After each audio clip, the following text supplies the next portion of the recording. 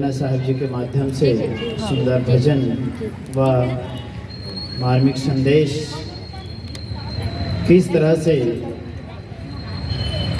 हम अपने जीवन को सुंदर तरीके से जिए,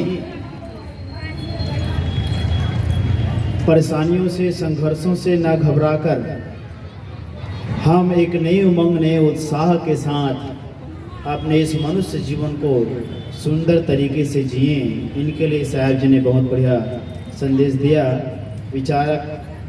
एक विचारक जी बहुत बढ़िया कहते हैं, गिरते हैं सूरवीर मैदान जंग में, गिरते हैं सूरवीर मैदान जंग में, वो तिज्म क्या गिरे जो घुटनों के बल चले। छोटा बच्चा जब चलने के लायक होता है, बार बार प्रयास करता है चलने का, गिरता है फिर चलता है, गिरता है फिर चलता है, अंत में ऐसी अवस्था आती है कि वो लगातार चलना प्रारंभ कर लेता है। तो वैसे ही बंधुओं, हमारे आपके बीच साध्वी सुश्री सुमेधा साहब जी अपने संत मंडली के साथ पधार रही हैं, जो कि यहाँ के प्रमुख प्रवक्ता हैं। हाँ, सत्सम्मान उनको मंच पर विराजमान कराया जाए।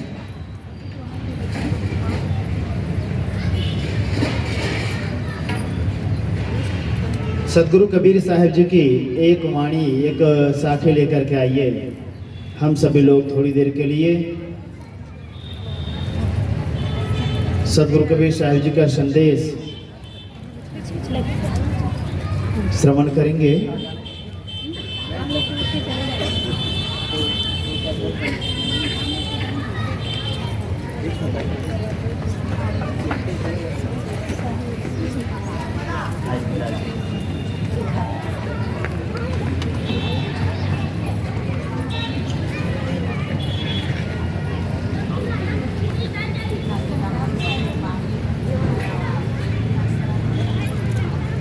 साहब कहते हैं, सकलों दुर्मति दूर करूं, अच्छा जन्म बनाओ, काग गौन गति छोड़ के हंस गौन चलिया। बहुत ही मार्मिक संदेश सदगुरु कबीर साहब जी देते हैं। कहते हैं कि हे प्यारे मनुष्य, अपने समस्त प्रकार की दुर्बुद्धियों को, दुराचरणों को, जितनी भी प्रकार के गलत खान पान, रहन सहन, बोली भाषा, जितने भी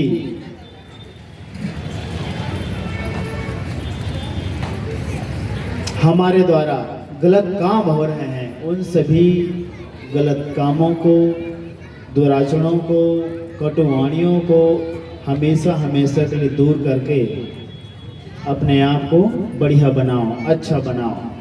बंधु, यहाँ अच्छा जन्म बनाओ का तात्पर्य क्या है? किस तरह से हम अपने जीवन को अच्छा बना सकते हैं?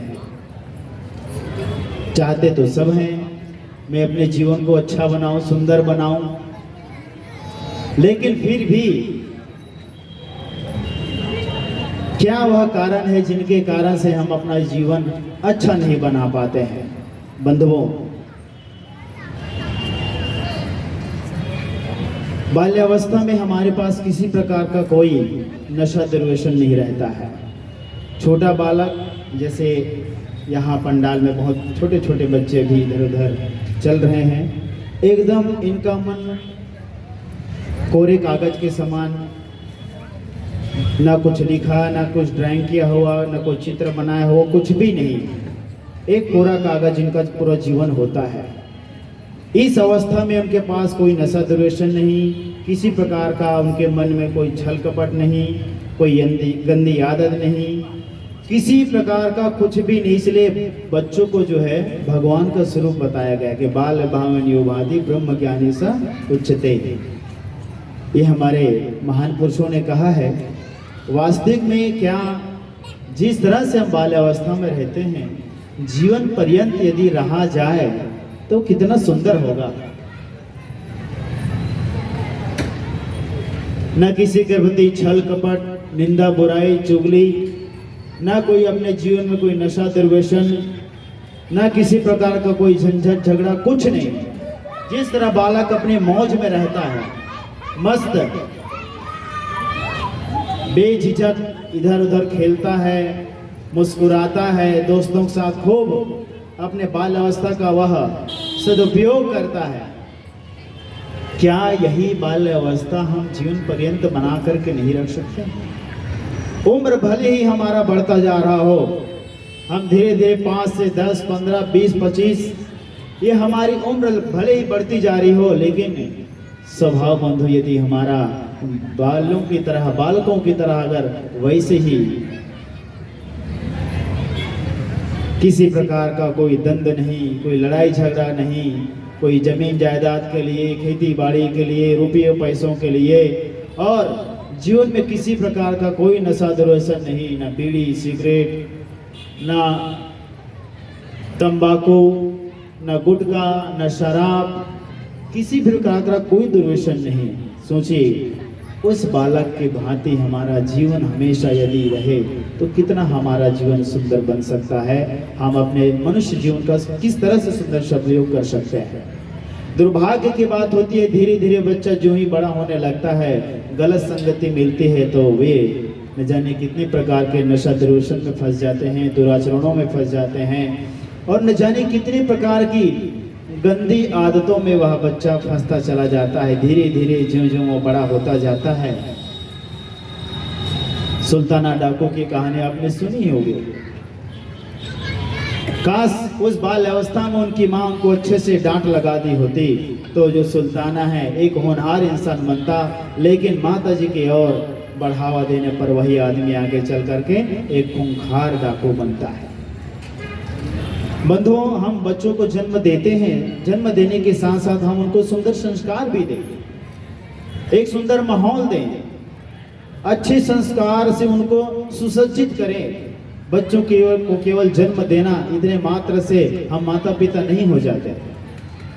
माता पिता, पूर्ण माता पिता हम तभी कहलाएंगे जब हम अपने बालक को एक होनहार सुसभ्य नागरिक हम बना पाए। लेकिन वह तभी संभव है कि नहीं। विचारक ने बहुत बढ़िया कहा कि यदि एक अच्छा बालक हम चाहते हैं, एक अच्छा बालिका हम चाहते हैं, उनकी तैयारी कब से करनी चाहिए? विचारक कहते हैं कि उनकी तैयारी लगभग, वैसे तो बहुत पहले से होनी चाहिए, लेकिन कहते हैं लगभग 25 से 30 साल पहले एक सुंदर बालक बालिका पाने के लिए हमको तैयारी करनी चाहिए। इसका क्या तात्पर्य है? बंधु, तात्पर्य यही है कि स्वयं जो माता पिता बच्चों को जन्म देते हैं, स्वयं पहले उनको एक सुसभ्य नागरिक बनने की जरूरत है। एक होनहार इंसान उनको बनने की आवश्यकता है। जैसे कहावत है ना, जैसे ईंट का सांचा रहेगा बंधु, वैसे ही ईंट का निर्माण होगा। छत्तीसगढ़ी में एक और बहुत बढ़िया कहावत है कि जैसे जैसे दाई दादा वैसे वैसे लड़का, और जैसे जैसे घरदार वैसे वैसे। ये एकदम सत्य सटीक उदाहरण है। 99%, 1% इधर उधर हो सकता है, लेकिन 99% बिल्कुल सटीक है।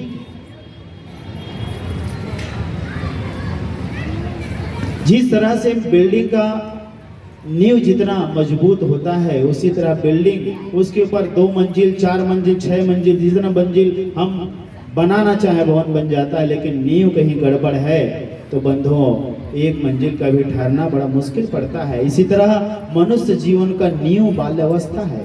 उस बाल्य अवस्था में हम जितना उनको अच्छा संस्कार से उनको सुसज्जित करेंगे बंधुओं, या आगे चल करके एक होनहार इंसान बन सकता है।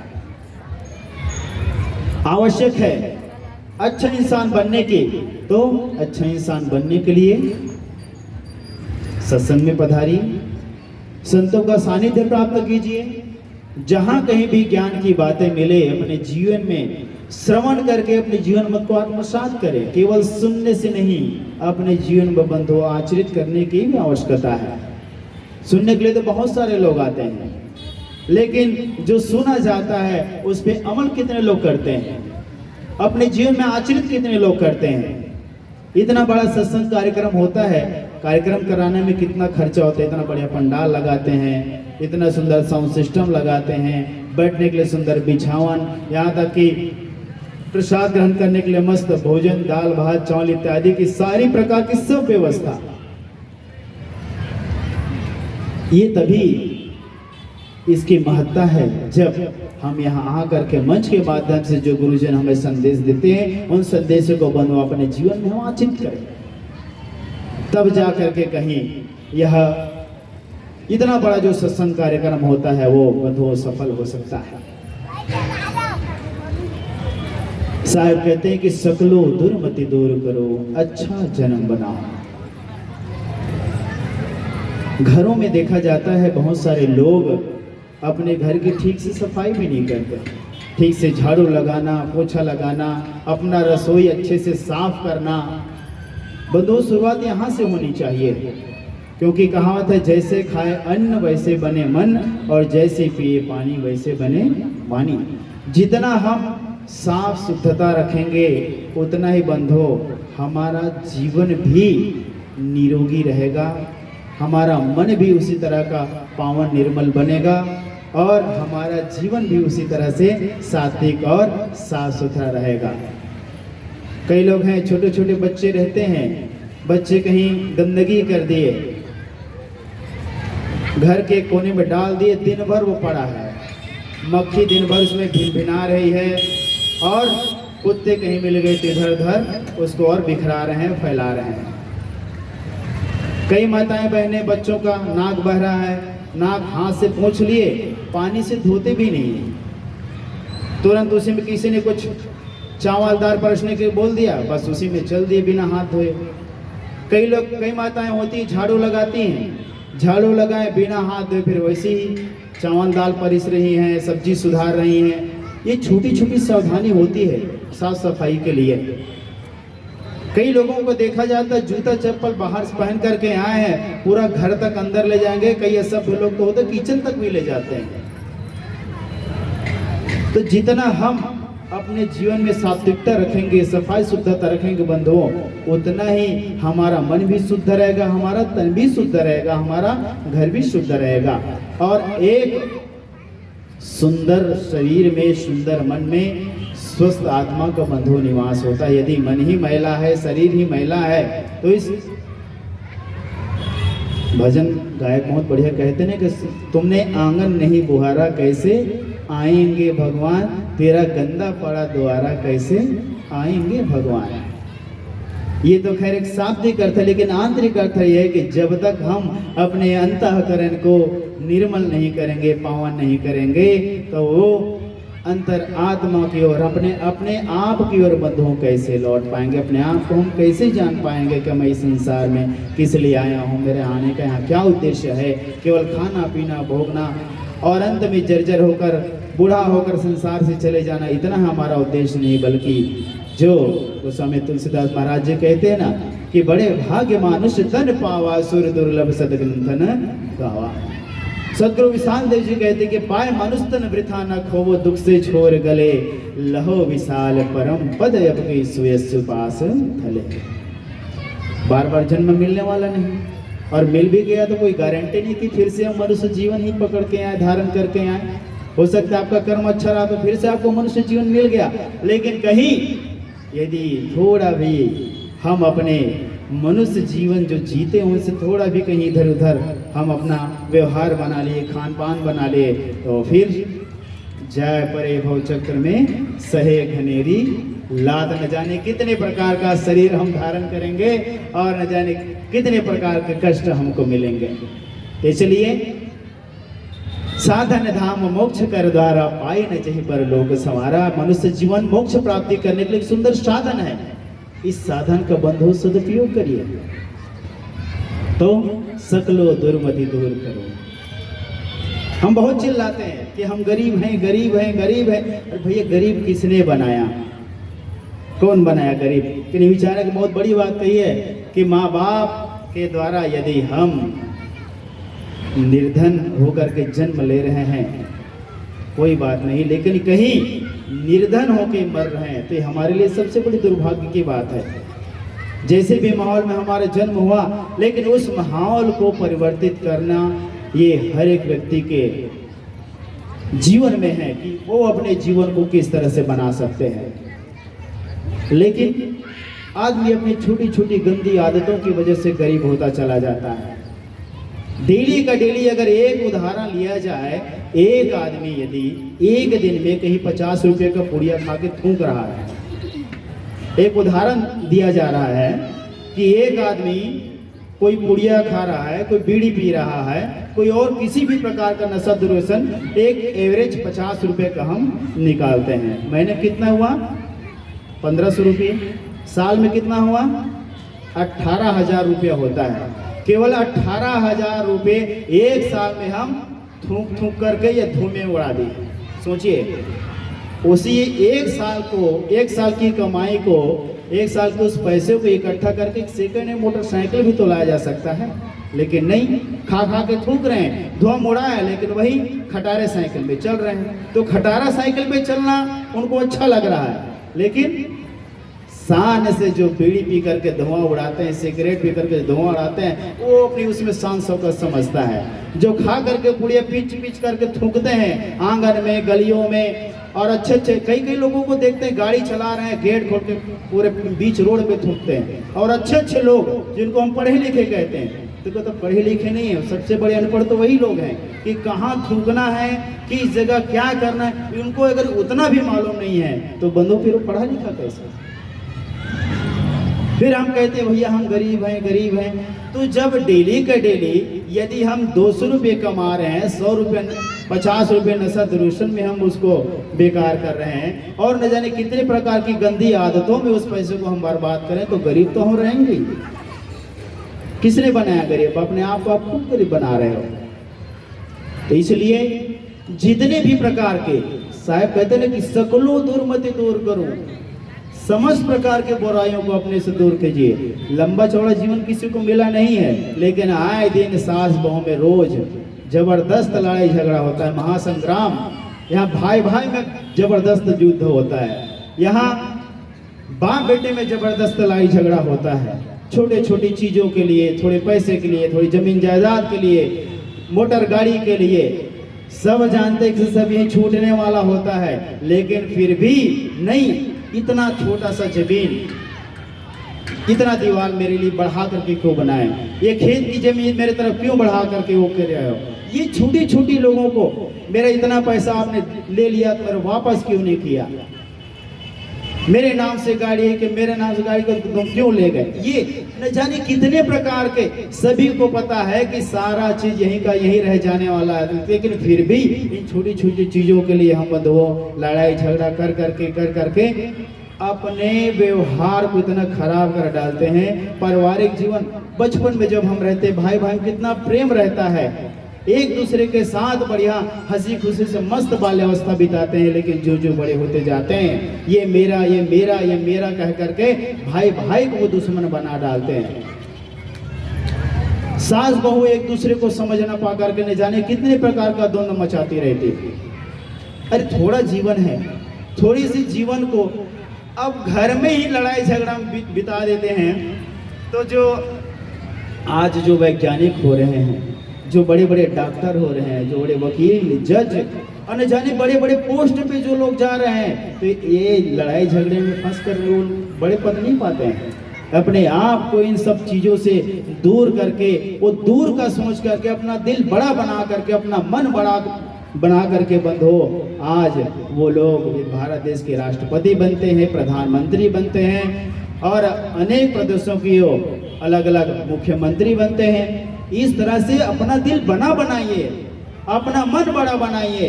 जब बड़ा आप बनाएंगे तब जा करके आपके द्वारा बड़ा काम होगा, लेकिन नहीं, छोटे छोटे चीजों के लिए झिकझिक, लड़ाई झगड़ा, तू मैं, इसी में पूरा जीवन बिता डाले तो बड़ा क्या काम करेंगे।